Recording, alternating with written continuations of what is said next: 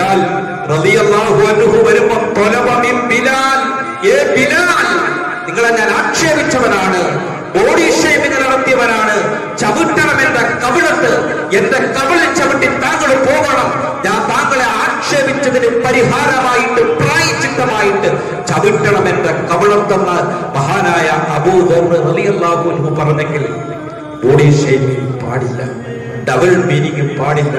പ്രിയപ്പെട്ടവരെ, ഞാൻ ഒറ്റ കാര്യം പറഞ്ഞ് അവസാനിപ്പിക്കുകയാണ്. നിങ്ങളുടെ നഫ്സിനെ, സ്വന്തത്തെ പരിശുദ്ധപ്പെടുത്തിക്കൊണ്ട് അരുത്, ഞാനെന്ന ഭാവം പാടില്ല എന്ന് ഖുർആൻ പഠിപ്പിക്കുകയാണ്. ആദ്യമായി ലോകത്ത് ഞാൻ എന്ന് പറഞ്ഞത് ആരാന്നറിയുമോ?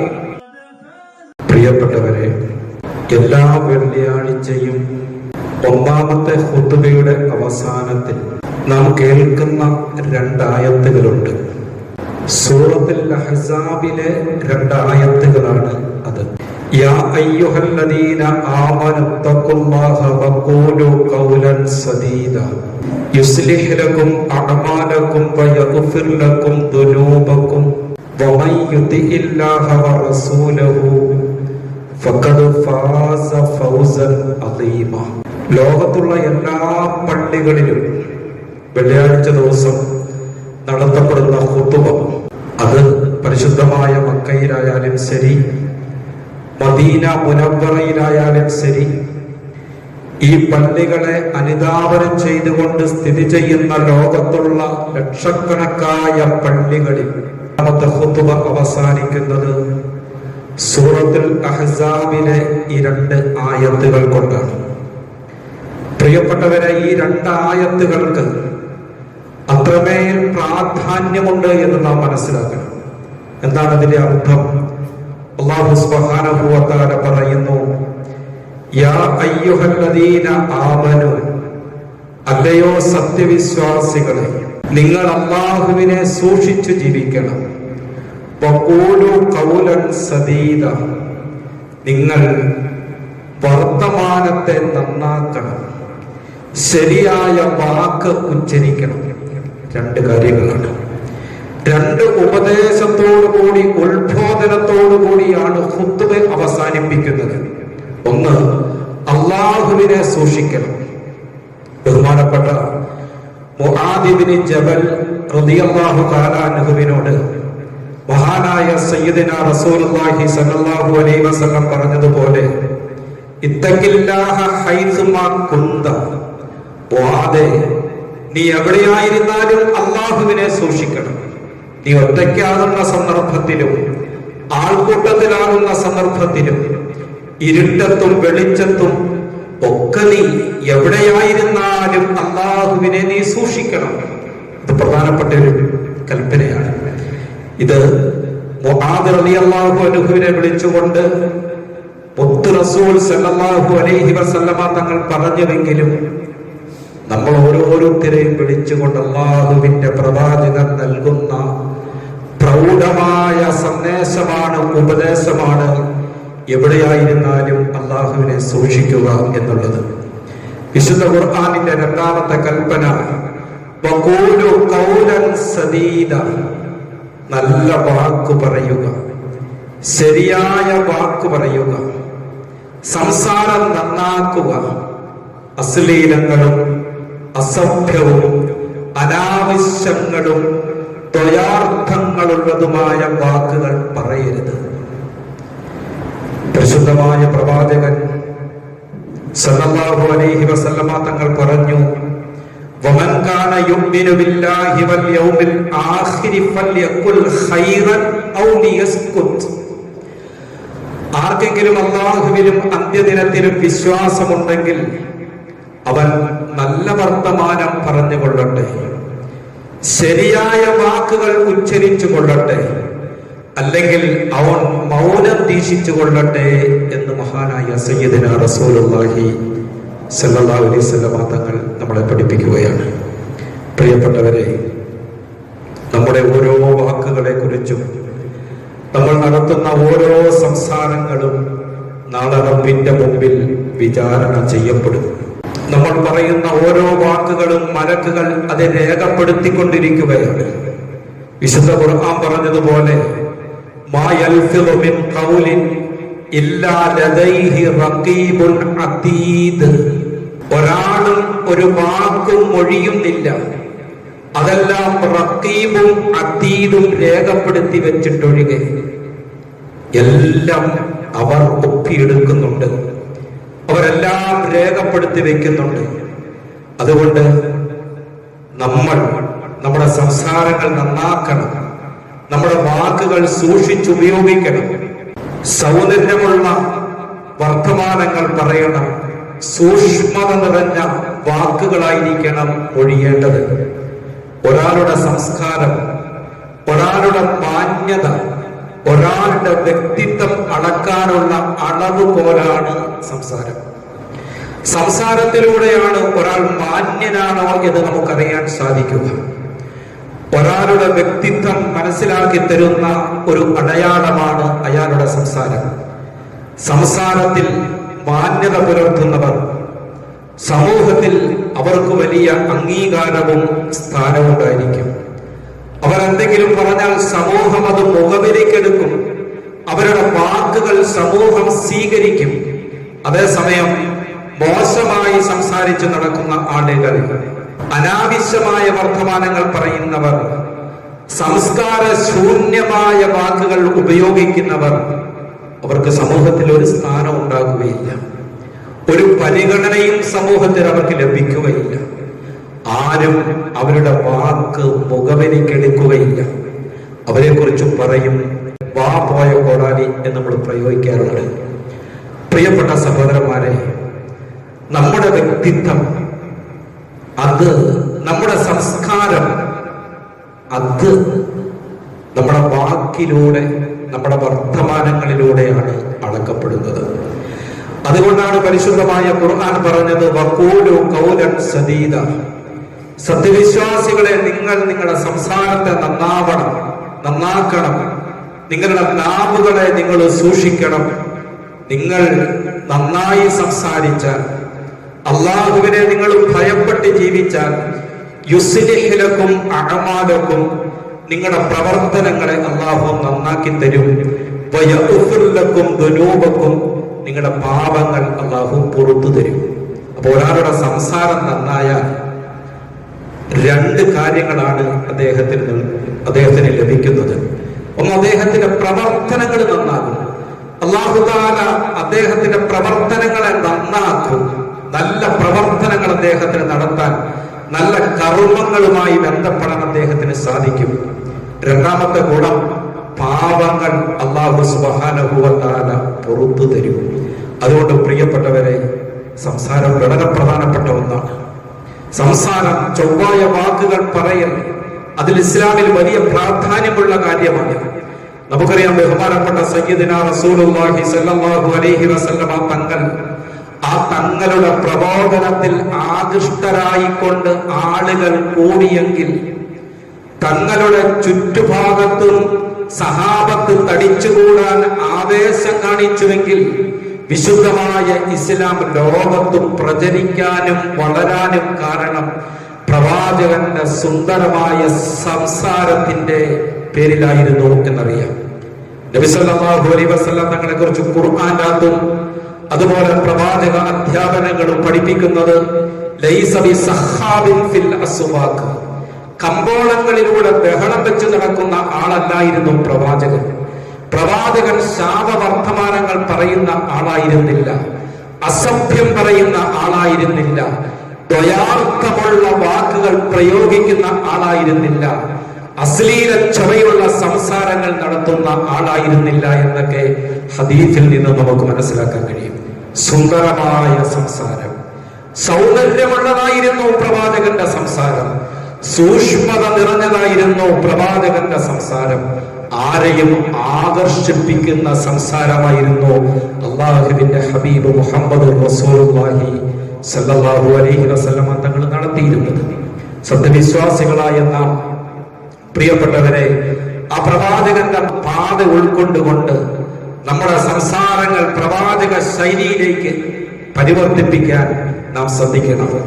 സത്യവിശ്വാസികൾ സംസാരത്തിൽ പാലിക്കേണ്ട ചില മര്യാദകൾ പരിശുദ്ധമായ ഇസ്ലാം നമുക്ക് പഠിപ്പിച്ചു തരുന്നുണ്ട്. ഒരുപാട് മര്യാദകളുണ്ട്. അതിൽ ചില മര്യാദകൾ നമുക്ക് ഇൻഷാ അല്ലാഹ് സംസാരിക്കാം, ഉൾക്കൊള്ളാൻ അള്ളാഹു നമുക്ക് തൗഫീക്ക് നൽകി അനുഗ്രഹിക്കുമാറാകട്ടെ.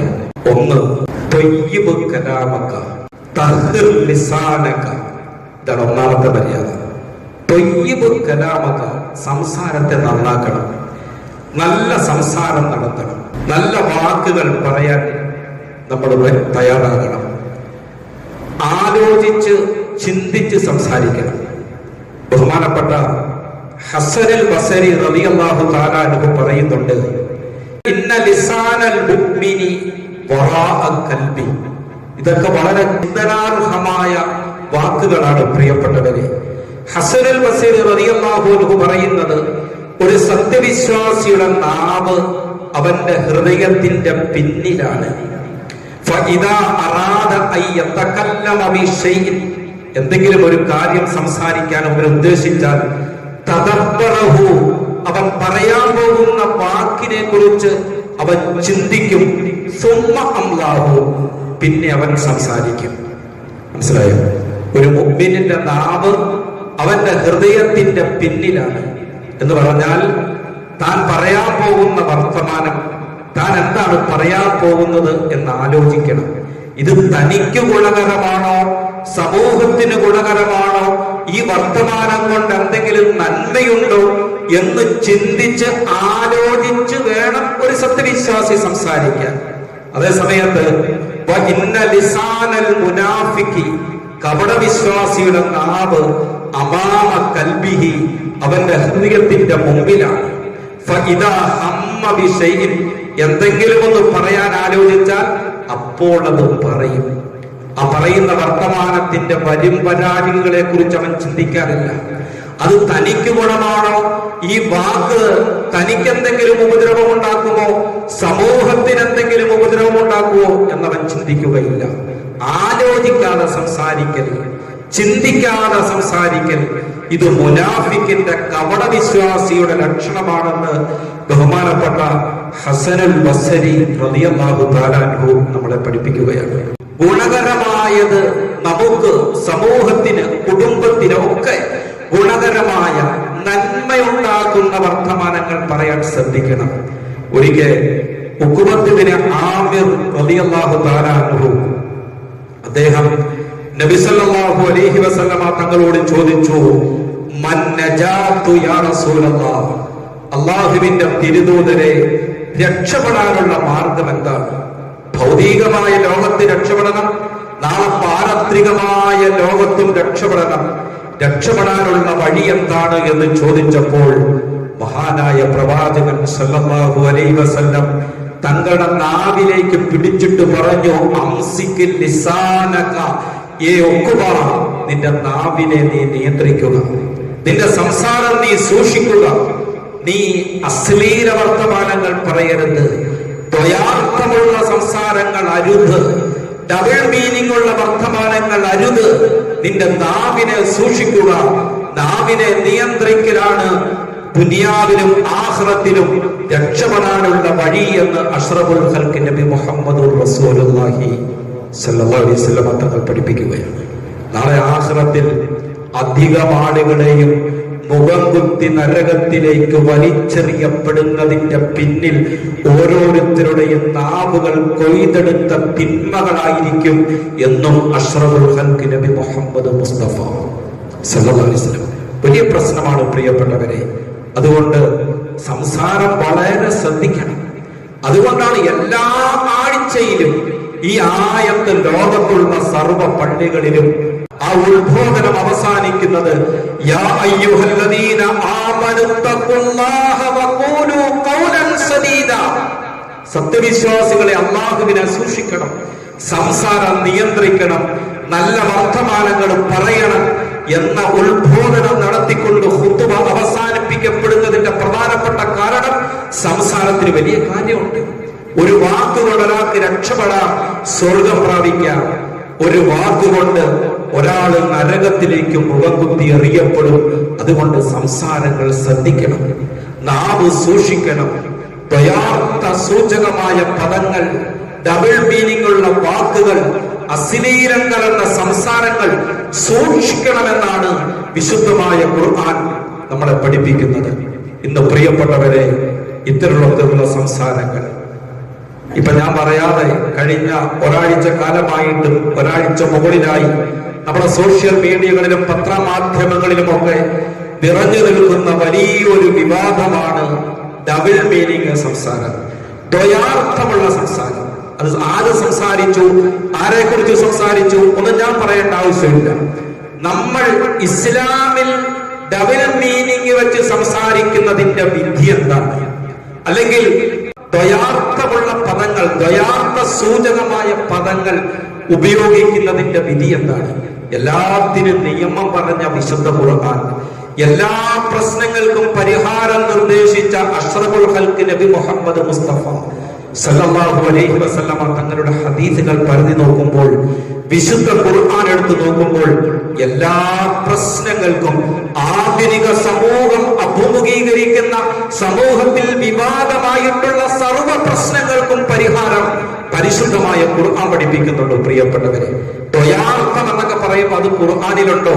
1400 വർഷങ്ങൾക്ക് മുമ്പ് അവതരിപ്പിക്കപ്പെട്ട വിശുദ്ധ ഖുർആൻ ദ്വയാർത്ഥത്തെ കുറിച്ച് സംസാരിച്ചിട്ടുണ്ടോ? ഡബിൾ മീനിങ്ങിനെ കുറിച്ച് സംസാരിച്ചിട്ടുണ്ടോ? ഉണ്ട്. ഖുർആൻ അതിന് കാലികമായ ഗ്രന്ഥമാണ്, സർവജനീനമായ ഗ്രന്ഥമാണത്. എക്കാലത്തും അത് പുതുമയോടുകൂടി നിലനിൽക്കുന്ന ലോകത്തുള്ള ഏക ഗ്രന്ഥം അത് പരിശുദ്ധ ഖുർആനാണ്. എങ്ങനെയാണോ ഖുർആൻ അവതരിപ്പിക്കപ്പെട്ടത്, ആ അവതരിക്കപ്പെട്ടതുപോലെ അതിന്റെ നിത്യവസന്തത്തോടുകൂടി ലോകത്ത് തലയുയർത്തി നിൽക്കുന്ന ഒരേ ഒരു ഗ്രന്ഥം വിശുദ്ധ ഖുർആൻ.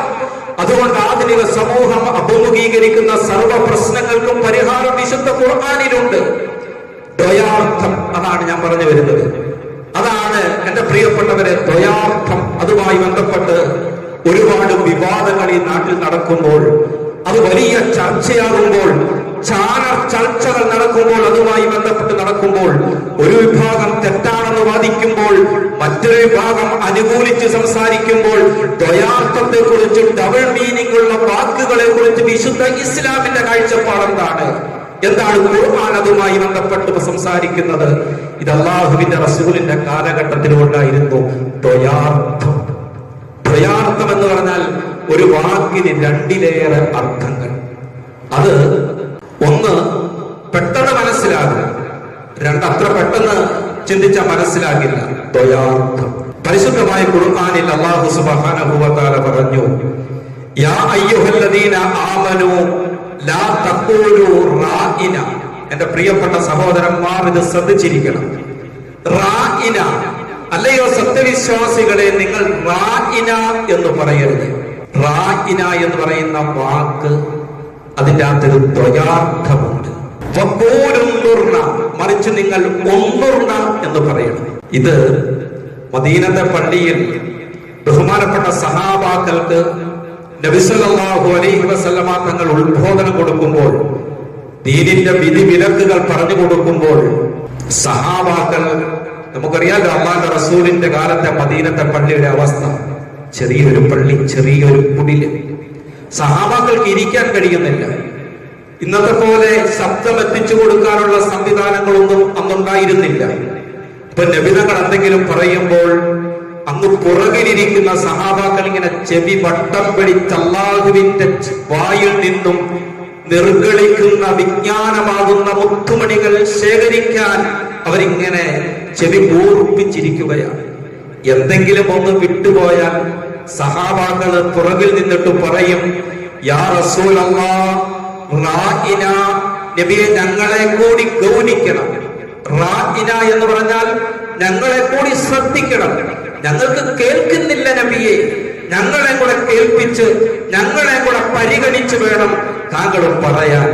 റാഇന, ഇവിടെ ശ്രദ്ധിക്കേ, റാഇന എന്ന് പറഞ്ഞാൽ ഞങ്ങളെ പരിഗണിക്കുക, ഞങ്ങളെ ശ്രദ്ധിക്കുക എന്നാണ് അതിന്റെ ഒരു അർത്ഥം. ഇതാണ് സഹാബാക്കൾ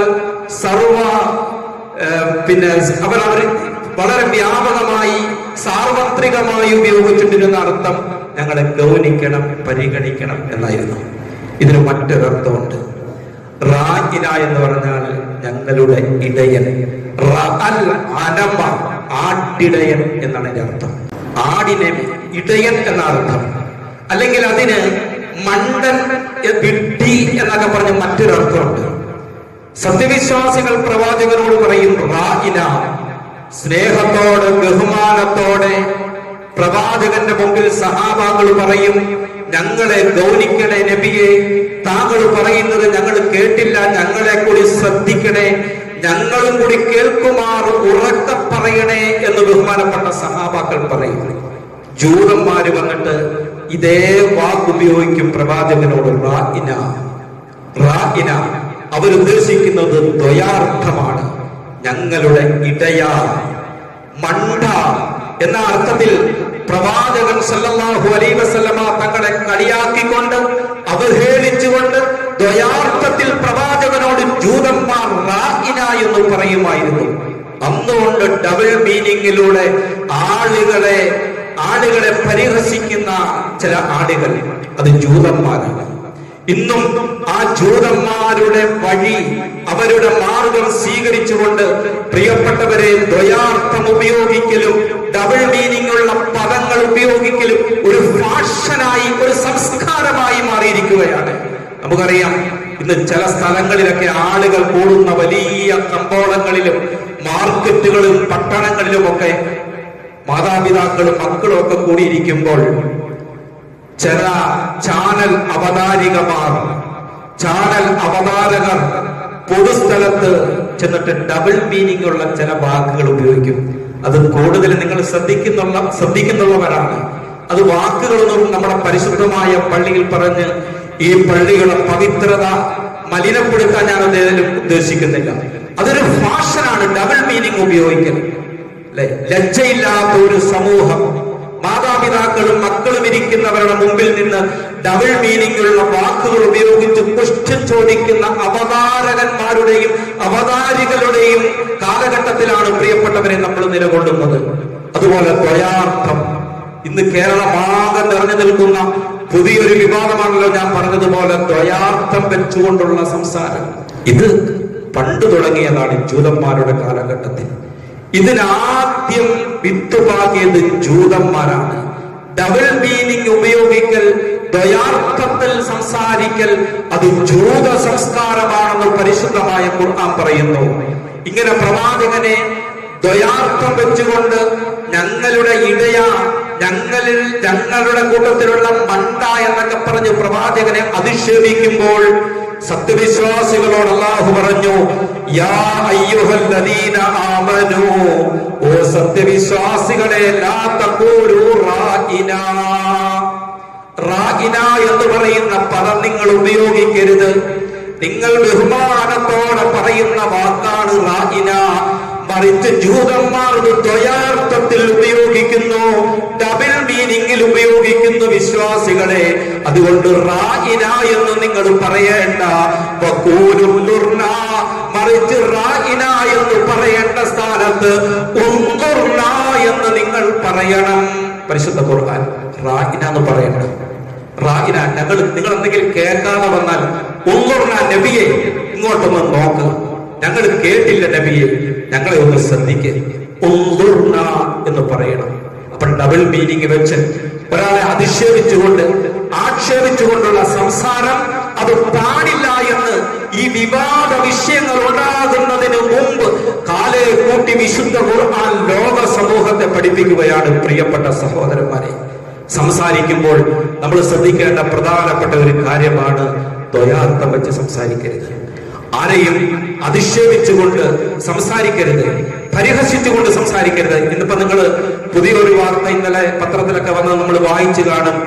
ബോഡി ഷെയ്പ്പ് പറ്റിയുള്ള സംസാരം അത് കോടതി തെറ്റാണെന്ന് പ്രഖ്യാപിച്ചിരിക്കുകയാണ്. കറുത്തവൻ, വെളുത്തവൻ, പൊക്കം കൂടിയവൻ, പൊക്കം കുറഞ്ഞവൻ, ഒരാളിലുള്ള ന്യൂനതകൾ എടുത്തു പറഞ്ഞുകൊണ്ട് ഒരാളെ അധിക്ഷേപിച്ച് സംസാരിക്കാൻ പാടില്ല. ഇത് വലിയ കുറ്റമായിട്ട് കോടതി പ്രഖ്യാപിക്കുമ്പോൾ പ്രിയപ്പെട്ടവരെ, നൂറ്റാണ്ടുകൾക്ക് മുമ്പ് ലോകത്തിന്റെ പ്രവാചകൻ നബി മുഹമ്മദ് റസൂലുള്ളാഹി സല്ലല്ലാഹു അലൈഹി വസല്ലമ തങ്ങൾ പറഞ്ഞു, ബോഡി ഷേപ്പ് പാടില്ല. എപ്പോഴാ ഇത് പറഞ്ഞേ? ബഹുമാനപ്പെട്ട അബൂ ദർ റളിയല്ലാഹു തആല അൻഹു മഹാനായ സയ്യിദിന ബിലാൽ റളിയല്ലാഹു തആല അൻഹുമായിട്ട് സംസാരിച്ചുകൊണ്ടിരിക്കുകയാണ്. ഈ സംസാര മധ്യേ രണ്ടുപേരുടെ ഇടയിൽ ഒരു സ്വരച്ചേർച്ചയുണ്ട്.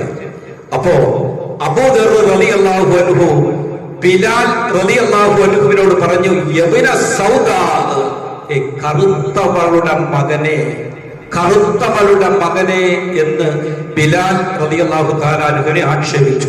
ബിലാൽ റളിയല്ലാഹുവിന് ഒരു വലിയ സങ്കടമായി. അങ്ങനെ ഹബീബായ റസൂലുള്ളാഹി സ്വല്ലല്ലാഹു അലൈഹി വസല്ലം തങ്ങളുടെ അടുക്കൽ ചെന്നിട്ട് ബിലാൽ റളിയല്ലാഹു അൻഹു പറഞ്ഞ, അല്ലാഹുവിന്റെ പ്രവാചകരെ, അബൂ ദർ കറുത്തവളുടെ മകനെ എന്ന് വിളിച്ചുകൊണ്ട് എന്നെ ആക്ഷേപിച്ചു, അതെനിക്ക് വല്ലാതെ പ്രയാസമായി പോയി എന്ന് പറഞ്ഞു. ഉടനെ അബൂ ദർ റളിയല്ലാഹു അൻഹുവിനോട് പ്രവാചകൻ ചോദിച്ചു, അഫീക ജാഹിലിയത്തുൻ, അബൂ ദർറെ, ഈ ജാഹിലിയ സംസ്കാരം ഇപ്പോഴും നിന്നിലുണ്ടോ? എന്താണ് നീ മറ്റുള്ളവരെ ആക്ഷേപിക്കുന്നത്? ബോഡി ഷേമിംഗ് നടത്തുന്നത് എന്തിനാണ് എന്ന് പറഞ്ഞ് മഹാനായ അബൂ ദർ റളിയല്ലാഹു അൻഹുവിനെ നബി സല്ലല്ലാഹു അലൈഹി വസല്ലമ തങ്ങൾ ശകാരിച്ചപ്പോൾ പ്രിയപ്പെട്ടവരെ അദ്ദേഹം ന്യായീകരിക്കാൻ പോലില്ല. അബൂ ദർ റളിയല്ലാഹു അൻഹു എന്ത് ചെയ്തെന്നറിയുമോ? ബിലാൽ റളിയല്ലാഹു അൻഹു പള്ളിയിലേക്ക് വരുന്ന വഴിയിൽ അദ്ദേഹത്തിന്റെ കവള് മണ്ണിലേക്ക് ചേർത്ത് വെച്ചുകൊണ്ട് അബൂ ദർ റളിയല്ലാഹു അൻഹു കിടക്കുകയാണ്.